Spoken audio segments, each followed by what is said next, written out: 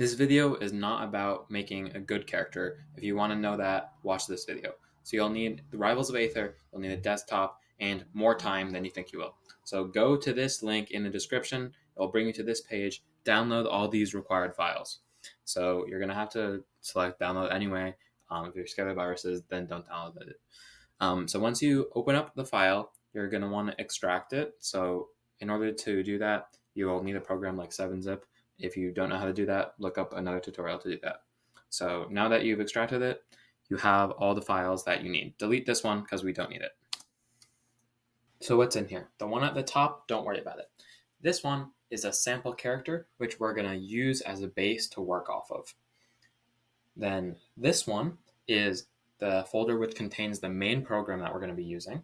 And then the one I'm currently in is a tool which is helpful for creating hurt boxes, hit boxes, as well as creating the offset for your sprites, which is not something I'll be going into in this video, but I will link a video that does go into it. So now open up this folder, scroll down to open this application. This is the main place that you code your character. It's very important. So to set it up, go to Preferences, open up this directory, and we need to copy and paste in a folder that's in the original downloads that I gave you. So copy and paste that in, and then we're done with that. Now go to %appdata%, go back to appdata, go to local, go to Rivals of Aether, and we need to create a new folder called Workshop. All the stuff we just did is a one-time setup thing. You don't have to do any of that ever again. Now open the Workshop folder and create a new folder named your character's name.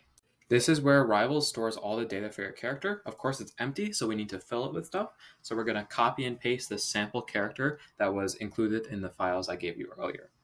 So copy and paste it in there. When it's complete, it should look like this. And drag that config file into the GM edit program. Now, locate config.ini and change the name to your character's name. Okay, now that's all done. We're going to go into Rivals of Aether, and you'll see your character is in the workshop. So this is not uploaded. Only you are going to be able to see your character right now. And you can see the sample character. He has movement, he has attacks, everything you need. Now we're going to edit his jab. So go into the jab file, and you can see this HG base knockback is set to 4. I'm going to set that to 40. You can see there's a blue circle right here. That means that your changes aren't saved. So press Ctrl S to save them, and you'll see the blue circle go away. Now go into Rivals, and in order to make the changes do anything, you have to press F5. Now you can see that it works. There are essentially two things you can edit. You can edit either the hitbox like I just did, or you can edit the animation and the amount of lag that the move has. So here I'm changing the end lag from 6 to 200. Save that, reload, and you can see when I press jab, I'm in lag forever. And of course my changes from earlier still apply. So now we're going to change one of the sprites. So if you go into the sprites folder in your character and change one of the sprites, it will change in the game. So go to this desktop app and click Create Sprite. You can either upload an existing image, create your own image. I'm just going to drag and drop this image I already have and put it into the editor.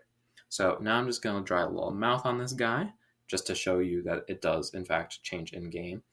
I'm going to export that as a sprite strip and put it into the folder and then reload, and you can see that it is changed in the game. And again, my changes from earlier are still there.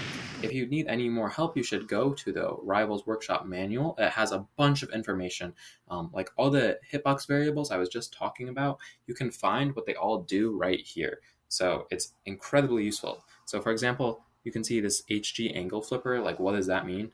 If you want to look that up, you can just use Control F, look that up, and then you can figure out what it means. There are, of course, a million things I didn't cover or didn't cover in depth, so I'm going to link some other resources, like some other tutorial videos, as well as a very helpful Discord server, and you can ask questions there. I would highly recommend just going to that Discord server and asking if you have a question. Someone will be able to help you. Maybe I will even see your message and be able to help you personally. Instead of asking you to like and subscribe, I'm going to ask you to please play my game. I spent like at least 100 hours working on this, and it's free to play. I will also link that in the description. Please just take like 5 minutes and play it if this was helpful. I tried to not waste your time, so please use that time to play my game. You will have fun, I hope.